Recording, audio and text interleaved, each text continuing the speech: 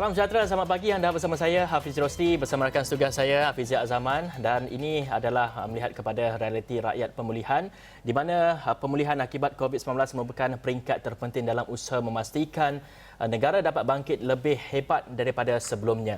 Ia menuntut kita menyesuaikan diri dengan kelaziman baru dalam apa jua keadaan sekalipun. Dan fasa ini juga membuka peluang kepada pelbagai sektor untuk memulakan semula operasi dan ini termasuk melakukan inovasi sebagai sebahagian daripada penyelesaian masalah akibat pandemik COVID-19. Dan kami di Sarawani bawakan segmen realiti rakyat pemulihan yang memberi tumpuan kepada usaha pelbagai lapisan masyarakat menepani cabaran COVID-19.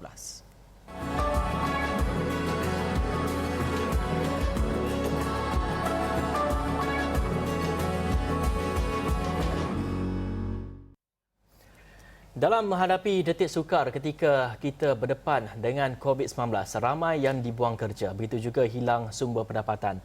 Begitu juga sebelum ini bagi peniaga-peniaga kecil, perniagaan mereka lumpuh disebabkan Perintah Kawalan Pergerakan PKP yang memaksa orang ramai untuk tinggal di rumah.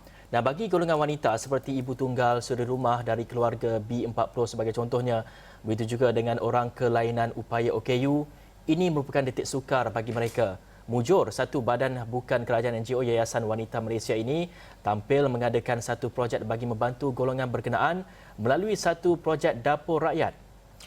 Dan untuk bercakap mengenai bagaimana Yayasan Wanita Malaysia ini membantu golongan berkenaan, kita bersama dengan dua orang tetamu secara eksklusif kami bawakan kepada anda, iaitu Datuk Normala Eka Harm, Pengerusi Yayasan Wanita Malaysia, dan juga Puan Suhara Omar, Pengerusi Jawatankuasa Dapur Rakyat. Terima kasih bersama kami di Sarawani melalui Realiti Rakyat.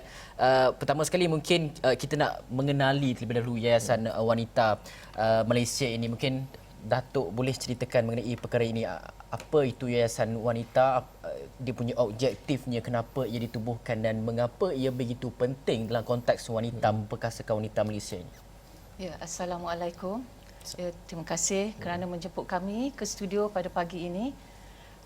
Kita daripada Yayasan Wanita Malaysia, yayasan ini telah ditubuhkan pada tahun 2010 oleh Yang Berbahagia Datuk Hajah Faridah bin Abu Hassan.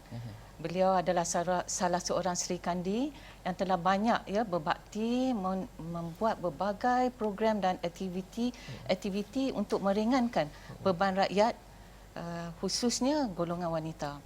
Jadi sekarang ni yayasan tampil dengan satu transformasi baru di mana terdapat pengurusan yang baru mengambil alih, dan kami ingin memperkasakan wanita melalui program-program kami dan seterusnya untuk membawa mereka ke tahap satu yang lebih cemerlang, dan yang lebih penting kami ingin meningkat dia punya sosioekonomi dari segi kita kata untuk mereka menguasai teknologi digital. Kerana rata-rata kita tahu digital ni memain peranan yang penting. Betul. Kalau kita tak mengikut arus yang baru, teknologi moden ni, saya rasa kita akan ketinggalan. Jadi di Yayasan Wanita Malaysia, kita pertekankan satu misi baru, iaitu digital ekonomi untuk memperkasakan wanita. Okey, itu satu penekanan yang begitu bagus sekali. Kita melihat kepada dunia telah pun berdepan dengan ataupun telah pun kemodenan dunia telah pun beralih kepada digitalisasi ini. Begitu juga kita ingin melihat adakah yayasan ini bergerak aktif hanya tertumpu di Lembah Kelang saja ataupun di seluruh Malaysia, dan dari segi sukarelawan ataupun anggota yang terlibat ini berapa ramai agaknya di seluruh Malaysia ini? Kerana ini adalah merupakan pengurusan yang baru, jadi kami buat pilot project kami di Kuala Lumpur dahulu. Kami nak tengok respon daripada rakyat, bagaimana mereka boleh membantu kami daripada program-program yang kami akan jalankan. Dan salah satu program kami yang penting kami tekankan kepada usaha komuniti rakyat, iaitu community ventures.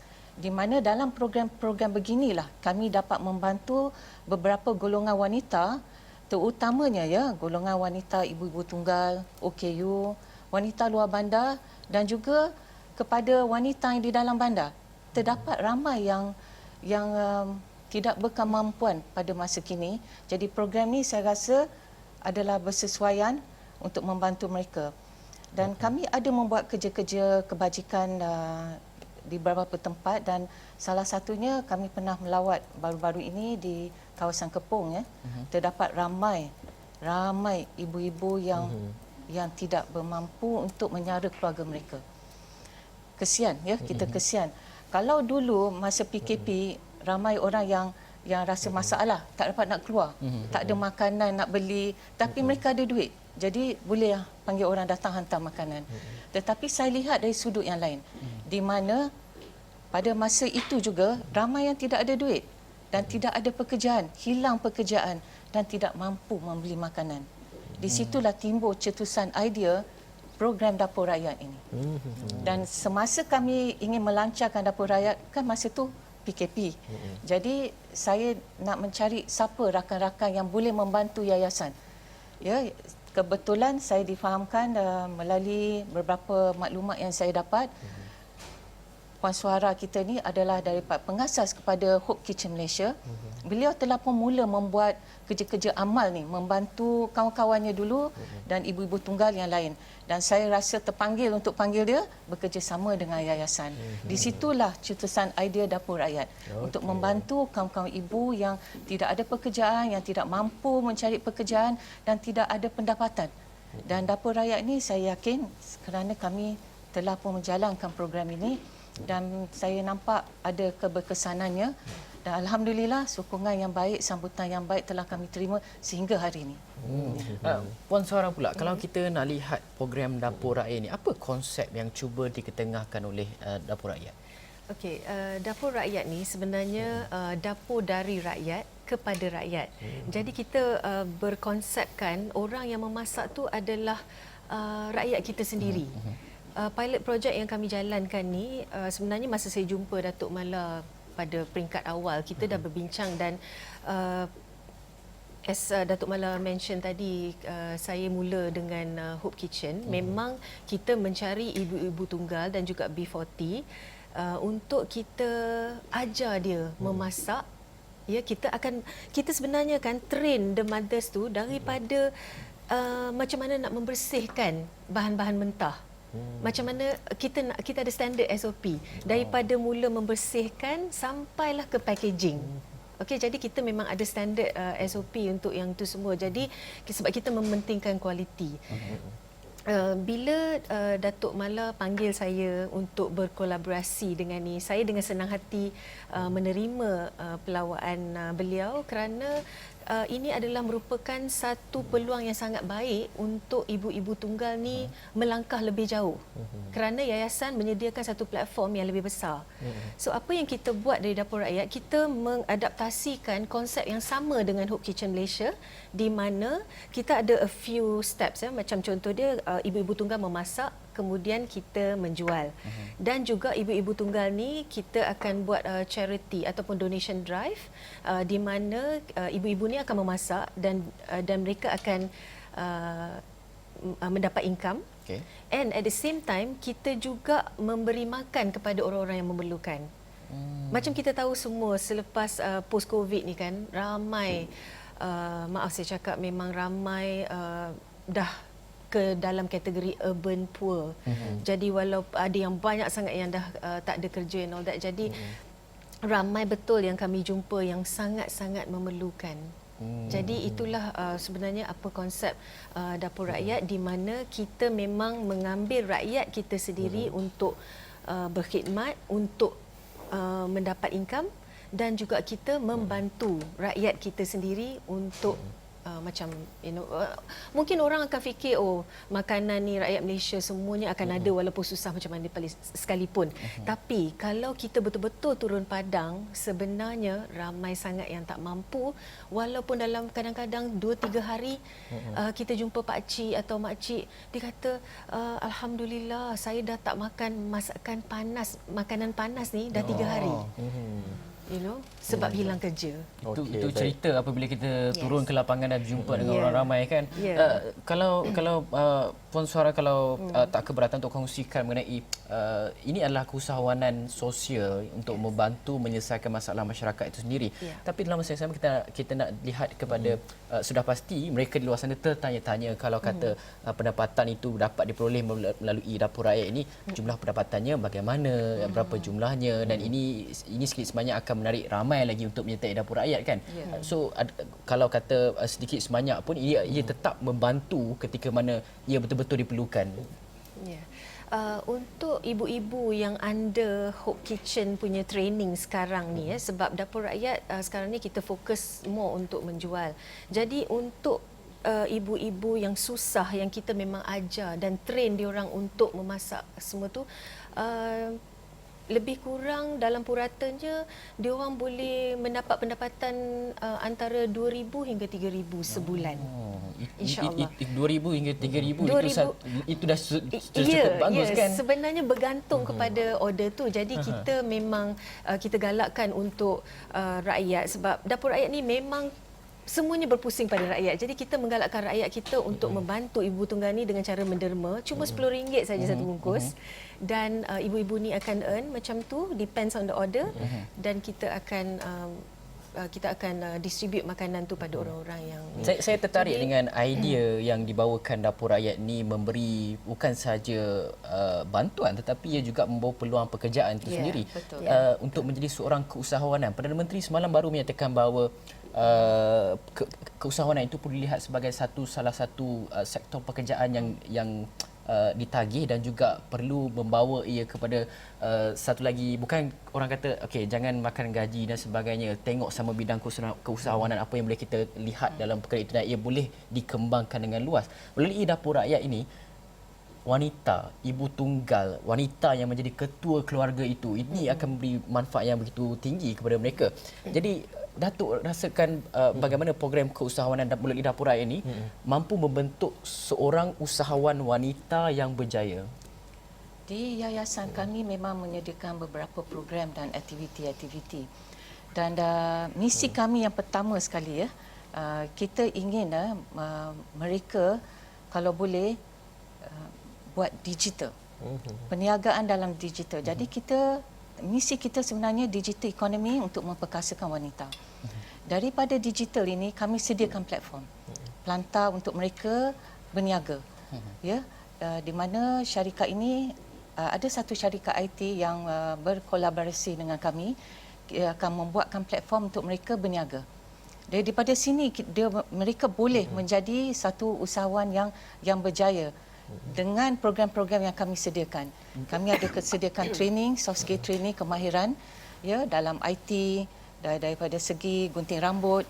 Ini salah satu legasi daripada pengasas kami dulu, di mana mereka boleh buat mobile, di mana-mana mereka boleh pergi.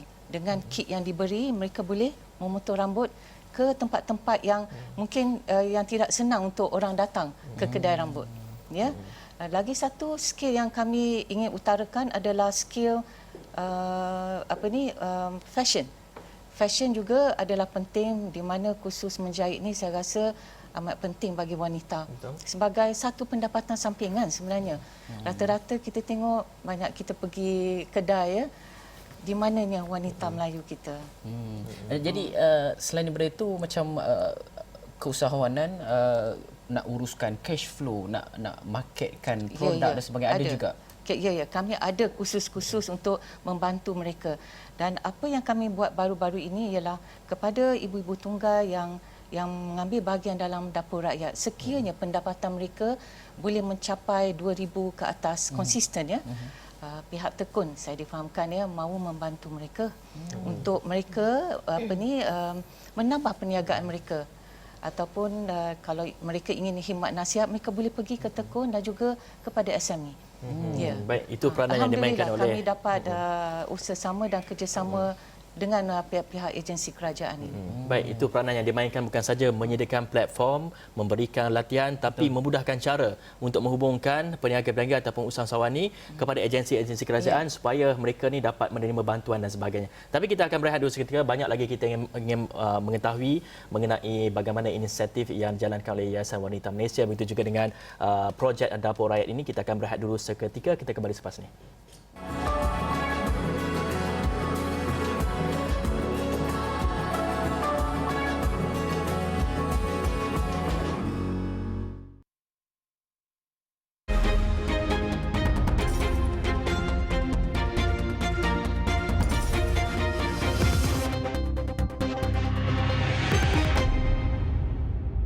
Terima kasih kekal bersama kami di Realiti Rakyat Pemulihan yang mana bercakap mengenai Yayasan Wanita Malaysia, memperkasakan wanita Malaysia dan juga program Dapur Rakyat. Hafizi, saya terbau pulut kuning. Wah, saya betul bau kuning juga. Saya tak bercakap saya sebenarnya.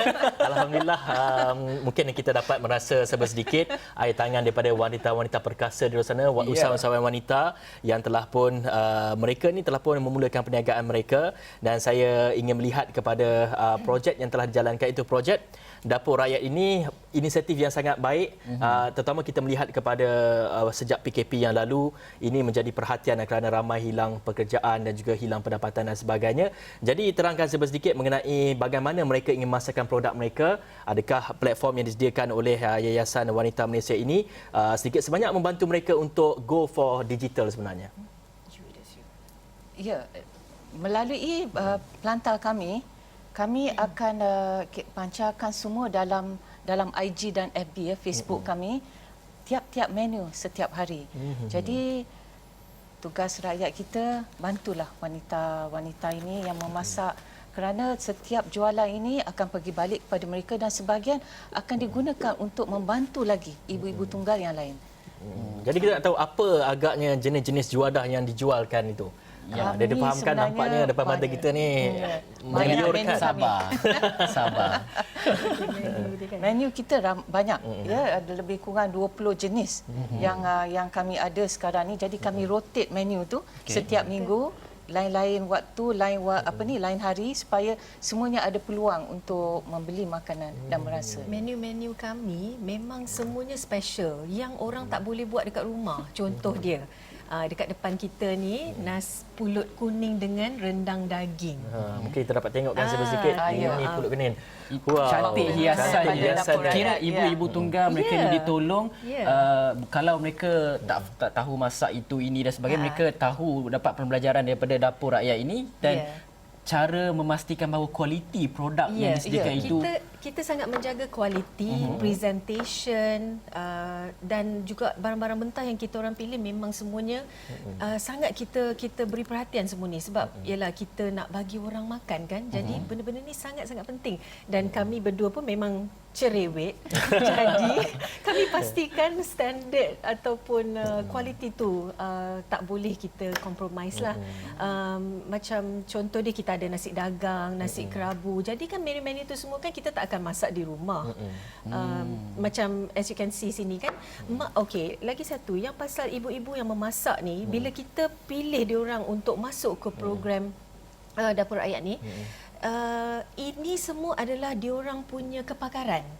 Contoh dia, kita tak akan ambil mak tu, lepas tu kita akan ajar dia buat pulut kuning atau ajar dia buat brownies atau cupcake. Tak. Itu dah memang apa yang dia pandai buat. Jadi kita cuma beri dia lebih semangat, kita beri dia lebih latihan dan keyakinan untuk dia go further, untuk lebih yakin sebenarnya makanan saya ni sangat berkualiti, sangat bagus dan memang ada market untuk tu. Contoh dia macam saya tunjuk kat sini ya. Ini cupcake istimewa kita. Kita terima banyak tempahan ya. Banyak tempahan untuk cupcake kita untuk segala majlis. Ya, pada feedback yang kami dapat, cupcake ni macam sangat-sangat professional baker. Tapi sebenarnya mak yang dibuat membuat daripada ni rumah. buat daripada rumah saja. Yes. Jadi selepas diberi latihan dan sebagainya kan, adakah keyakinan daripada ibu-ibu ni mereka lebih meningkat? Oh, yes, Kita, sudah sebab pasti, kita sudah tahu pasti. perempuan kadang-kadang sifat semula jadi dia Yeah. segan, pemalu, Yeah. lepas tu nak outspoken ni jarang sekali, susah-susah lah kita nak jumpa Yeah. kan. Tambah-tambah ibu-ibu tunggal di luar sana tu. Jadi kesan-kesan positif yang boleh nampak hasil daripada projek Dapur Rakyat ni. Sebenarnya Banyak kesan sebenarnya. sangat positif. Contoh dia saya beri pada baker mak yang buat cupcake yang sangat cantik ni. Memang one of our popular punya Signature menu, lah. signature. Dia mula-mula bila saya contact dia, saya kata you punya cupcake ni sebenarnya bagus. Buat lagi cantik. Tak bolehlah, saya tak yakin, saya tak Tak ada confident. pandai. Tak ada confident. Tapi sekarang sales dia masya-Allah memang Alhamdulillah. naik mendadak sangat. Ada kala ibu-ibu tunggal ataupun wanita-wanita suri rumah di luar sana, mereka mempunyai kemahiran mereka sendiri. Ya. Seperti membuat masakan-masakan ini, begitu juga dengan kemahiran membuat kek dan sebagainya. Dan kita ingin melihat kepada dari sudut yang berbeza, iaitu kita melihat kepada mereka ingin mempromosikan produk-produk mereka ini, platform yang disediakan ini. Adakah selepas ini mereka juga turut diajar untuk membina platform mereka sendiri supaya mereka dapat mewawarkan, dapat mempromosikan, masarkan dengan lebih produk-produk mereka ini?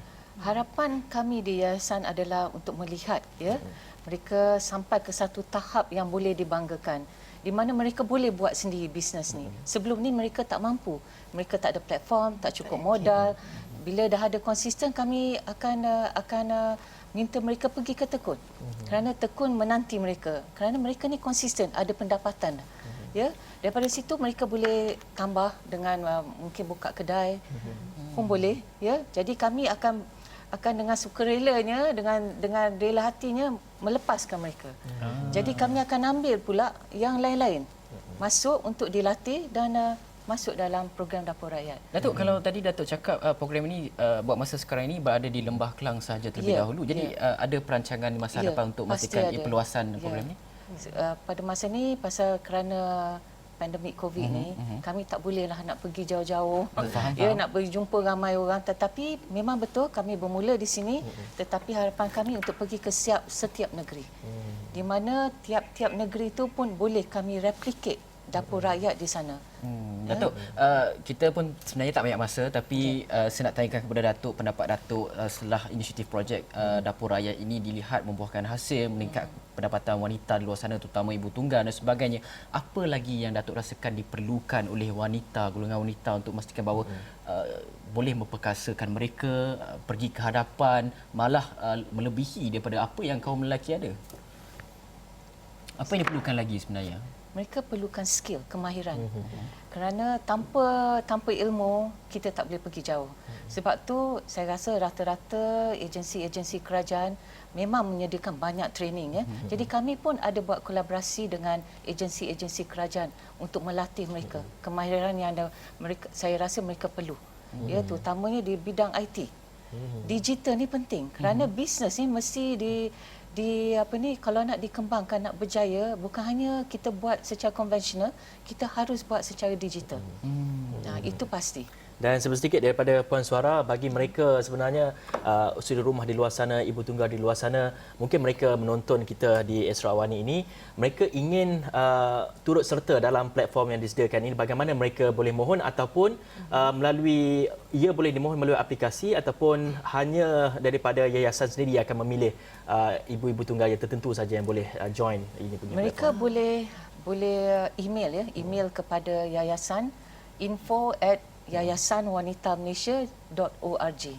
Yayasan tu penuh, yayasanwanitamalaysia.org. Mereka boleh menulis email pada kami dan kaki tangan yayasan akan menjawab dan mungkin akan memanggil mereka untuk diinterview. Apa yang perlu disediakan dalam email tu? Sedikit latar belakang tentang mereka, sama ada mereka ni ibu tunggal ataupun OKU ataupun wanita luar bandar maupun graduan yang tidak bekerja, unemployed graduates. Kami welcomekan sangat. Okey. Jadi semua orang ataupun semua seri rumah ini boleh memohon untuk turut serta dalam Ya, platform betul. disediakan ini.